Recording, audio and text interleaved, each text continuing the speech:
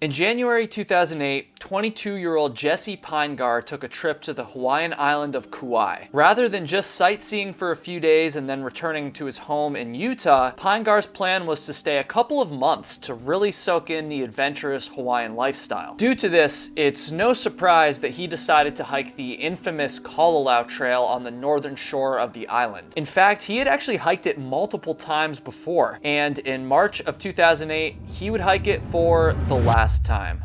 Jesse Glenn Pinegar disappeared on the Kalalau Trail, and now 15 years later we still don't know what happened. And as much as it pains me to say this, I'm not sure if we ever will, because the police in Kauai don't really seem very interested in finding him, and also because the Kalalau Trail is cursed. His disappearance is far from the only baffling, tragic, or even downright evil thing to have occurred on it. This is the story of Jesse Glenn Pinegar and the curse of the Kalalau Trail. Before we get into the story, I just want to thank Babel for sponsoring this video. They're a brand new sponsor for the channel, and I'm very excited to have them aboard. Babel is one of the top language learning apps in the world, and its lessons are designed to teach you how to have real-world, practical conversations in a new language of your choosing. So when Babel first reached out to me, I was like, there's no way that I can work with them because I know nothing about any foreign language at all. But they assured me that not only is that okay, but it's actually a great thing because Babel has lessons for every level of fluency, including for complete beginners like myself. ¿Usted es la señora Garcia? Usted es la señora Garcia?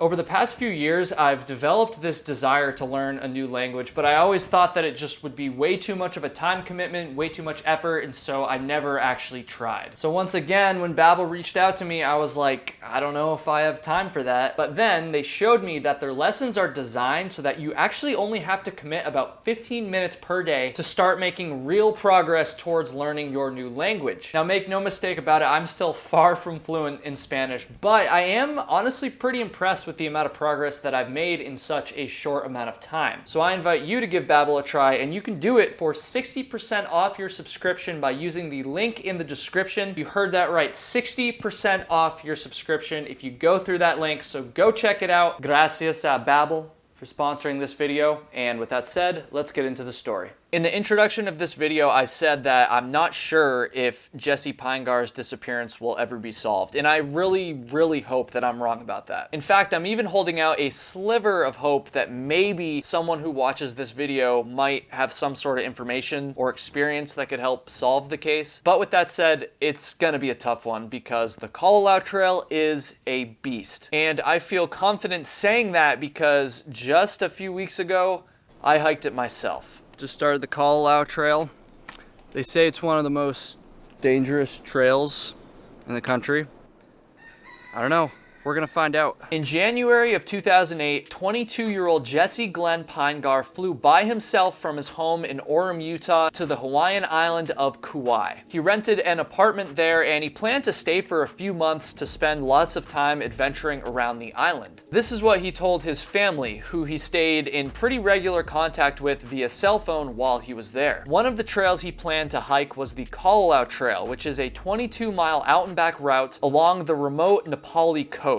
The Kalalau Trail is pretty well known as being one of the most beautiful and also one of the most dangerous hikes in all of the United States. According to his sister Niki, Jesse Pinegar had hiked the Kalalau Trail multiple times during his stay in Kauai. He was also known to be a pretty experienced hiker and camper. So with all that in mind, you wouldn't think that he would be particularly vulnerable to something bad happening out there. By March of 2008, a few months after he had moved, Pinegar was planning to take a trip back home to Utah for a family event, and he wanted to do one last hike of the Kalalau Trail before he left. He explained this to his family over the phone on March 24th, 2008. Unfortunately, that would be the last time that he was ever heard from. Once his family realized that something was wrong and that they hadn't heard from him for a little bit after he was supposed to be back from the hike, his father flew to Kauai to search for his son. He put up flyers offering a $5,000 reward for any information about what happened to Jesse. He searched his apartment and found nothing out of the ordinary. Everything seemed to be fine. Nothing looked suspicious. It really did look like Jesse had made good on his word to go and hike the Kalalau Trail one more time before returning home. It really did look like he had simply just disappeared out there. And interestingly enough,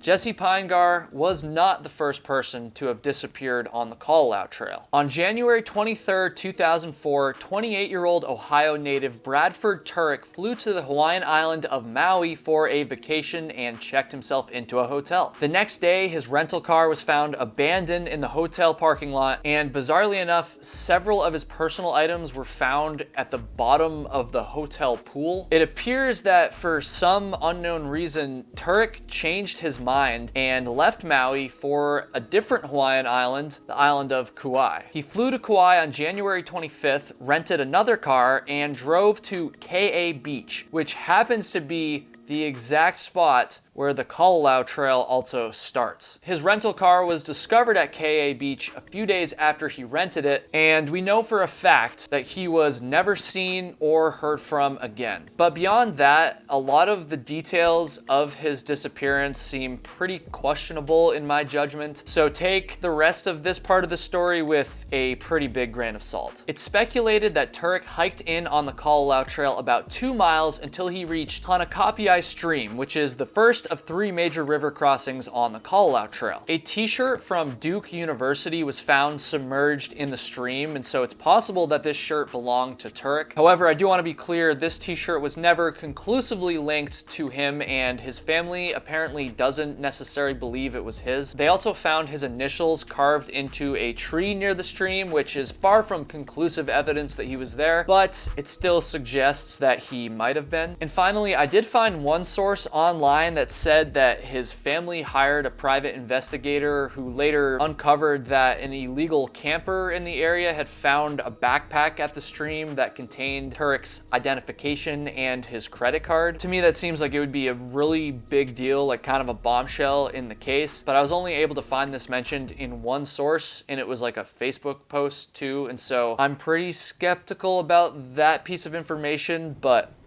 I don't know if it's true or not. Clearly, we don't really know what happened to Bradford Turek, but we do know with certainty that he parked at the start of the Kalalau Trail and most likely hiked in on it. Many speculate that he got swept away while trying to cross Hanakapiai Stream, which is entirely possible and definitely would not have been the first or the last time that happened. In fact, it's also possible that Jesse Pinegar maybe met his fate due to the rivers of Kalalau or one of the many other dangers that the trail presents.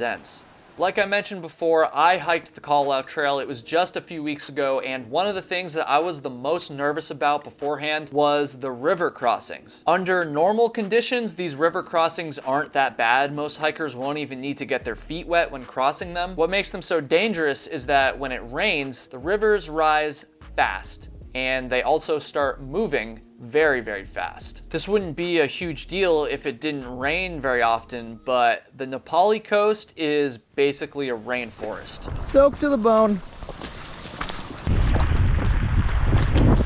Multiple confirmed deaths have happened due to hikers being swept away on these rivers during flash floods. And in addition to that, many hikers will cross the stream safely and then come back to find that the water levels have risen, making it unsafe to cross back. This essentially leaves them stranded. In 2014, 121 hikers had to be airlifted off the trail due to the streams being uncrossable, including an 18-month-old baby and a 12-year-old boy. And the rivers aren't the only water-related curse of the Kalalau Trail. Since the trail goes along the coast, there are a few beaches that hikers can stop at, including the famous Kalalau Beach at the very end of the trail. Despite their beauty, These beaches are extremely dangerous. Hanakapiai Beach, which is the first beach on the trail just down from the river I previously mentioned, has allegedly claimed more than 80 lives alone due to the strong rip currents that pull hikers out to sea. The currents at Kalalau Beach have also caused multiple hikers to drown. And while the trail does dip down to these beaches periodically, the crazy thing is most of the time you're actually walking on cliffs high above the water, which manifests as a whole different part of the Kalalau Trail's curse. The cliffs are perhaps the most famous or infamous part of the trail. I'm not particularly afraid of heights, but due to the reputation of the cliffs on this trail, I was actually pretty nervous about it, especially because you have to do them twice because the trail is an out and back route. The most famous part of the trail is known as Crawler's Ledge, which is definitely sketchy, but there was also some other super sketchy parts immediately before and after the ledge. There's nothing technical about hiking on these ledges. The trail itself is pretty easy.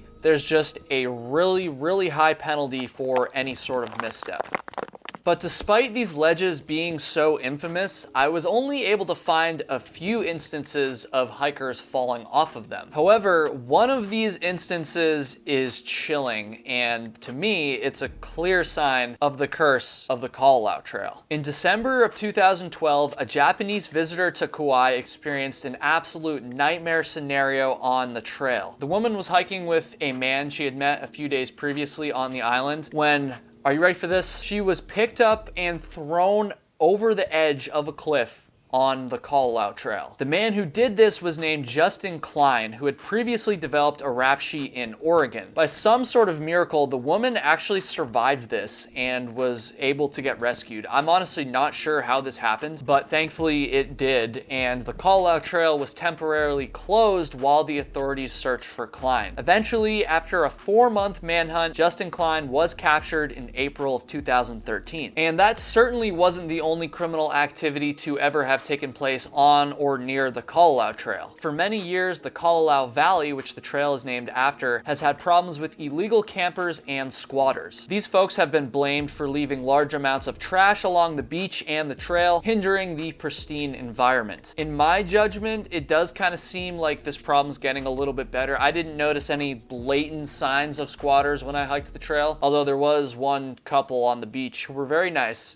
who just seemed like they had maybe been there for a little bit longer than they should have. Now, of course, this type of illegal activity is nothing compared to throwing someone off a cliff, but I just want to stress that this squatting in the Kalalau Valley was pretty rampant. It wasn't just limited to like a few hippies over the years. There was quite a few people doing this, and quite a few people have gotten arrested for it. As far as I'm aware, other than the case of the woman being thrown off the cliff, I don't think these squatters have ever harmed anybody, but it still adds to the creepiness of the Kalalau Trail, knowing that there could be some desperate squatter living in the woods just off of the trail. Once again, I didn't experience this personally, but I did talk to another hiker who said he made a wrong turn on the trail and ended up walking down a little bit and actually did find like a little homeless encampment, and it really wasn't that far away from the trail. And it is also worth mentioning that my understanding anyways is that the squatting in the Kalalau Valley was much more rampant back in 2008 than it is these days, aka when Jesse Pinegar went missing. What is perhaps the creepiest and most recent sign of the Kalalau Trail's curse happened just a few months ago in February of 2023. You can't make this stuff up, folks.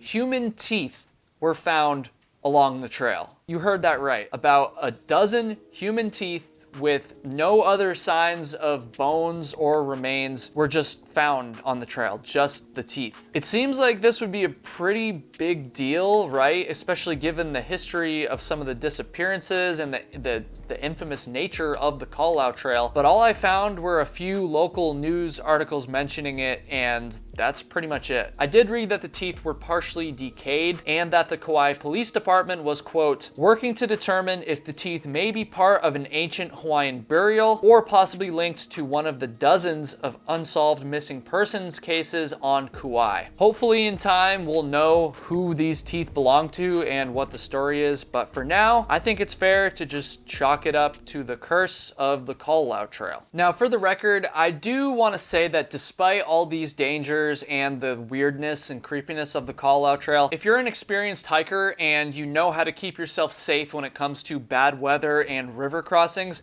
you're gonna be just fine on this trail. I was just fine when I hiked it. Every single day people hike this trail, even people that aren't experienced, although I certainly wouldn't recommend that, and they're just fine. I will say though, after doing thousands of miles over the years on the East Coast, the West Coast, even a little bit in the Rockies, the Kalalau Trail was just different than anything I've ever done. Maybe I just psyched myself out a little bit due to the trail's infamous nature. That's definitely possible, but I don't know. It just felt like on this trail, the stakes were a little bit higher and there was just less room for error. And in addition to that, there was parts of the trail where something just felt off to me, especially around the 5-mile marker.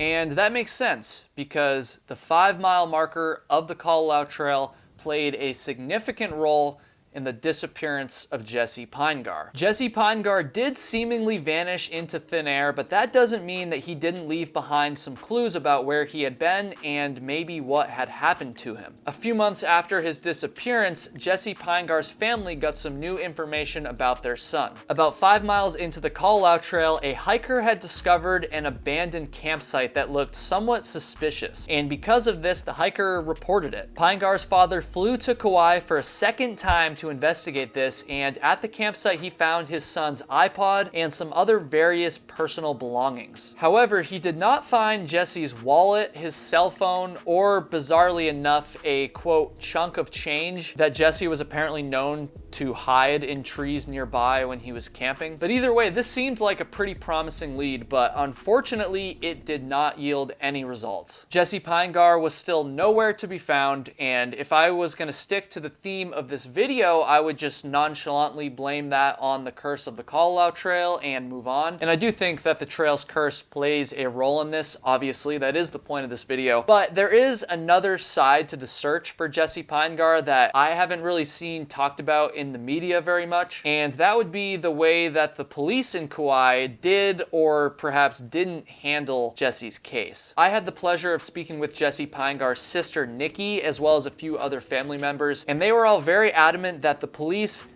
did not handle his disappearance well. That's just their side of the story, of course. Maybe there's more to this, but I don't know. They are the family of the missing person after all, and so I think that their side deserves to be heard. Quoting from an email that Jesse's dad sent me, a couple of weeks after I went on my first search, I received a phone call from someone who had met some hikers coming in from KA Beach to Kalalau. No less than 10 separate hikers told the same story, that at mile 5 they had smelled something terrible. These hikers were familiar with the rotting smell of the two most common critters out there, pigs and goats. This smell was neither a pig nor a goat. The man advised me to call the police and ask them to bring in cadaver dogs to hunt for Jesse or the dead critters. It was the perfect time to do it because the smell was so strong at the time. The police declined to do this. I was very disappointed because it seemed like such an important lost opportunity. This wasn't the only circumstance where the police declined to help look for Jesse Pinegar. In fact, according to his father, they didn't really help at all. A person at the police department even referred the family to someone outside of the police department, telling them that it was a waste of time trying to get the police to help. Like what? The police also turned over evidence to Jesse's father, and based on his father's judgment, the police should have kept this evidence in order to help with Jesse's case. Once again, this was just their side, only one side of the story, but it is the family's side after all, so I think it's important to get that out there. To this day, we still don't know what happened to Jesse Pinegar. The water below Jesse's campsite was searched by divers who recovered nothing. No additional gear of Jesse's has ever been found, and no new clues have been discovered at all. Pinegar's sister Niki says that she believes her brother either fell off one of the many cliffs nearby that area or was killed by one of the illegal campers in the valley due to all the money that Jesse would have had on him. Both these scenarios are entirely plausible, and it's also entirely plausible that if the police had actually taken any interest in solving this case, then we might have some real answers right now. But we don't. And perhaps the police's disinterest in helping is just yet another sign of the curse of the Kalalau Trail. A curse that runs so deep that I actually didn't even get into all the mysteries that surround it, by the way. If you're interested in learning more about Jesse Pinegar's case, as well as something called ambiguous loss, which is something that his family has experienced, I really encourage you to visit his sister Niki's blog, which you can find at the URL below. I will also have a link to that in the description. And finally, please keep Jesse Pinegar and his family in your thoughts and in your hearts. Thanks for watching, everybody. I did want to mention one more thing real quick. Jesse Pinegar's sister has been very clear that even all these years later, after her brother had disappeared, his mother's love, faith, and hope for his return or case to be solved has never shaken. And she also wanted me to mention that it's always been a dream of her mother for her family to be able to go to Kauai and to all be together in the last place that Jesse ever was. They have a very, very big family, and so this is a very expensive thing to do. And so they are currently fundraising to try and make that happen. I'm not involved with the fundraising at all, but if you do want to learn more, you can contact Niki at the email and Instagram handle in the description.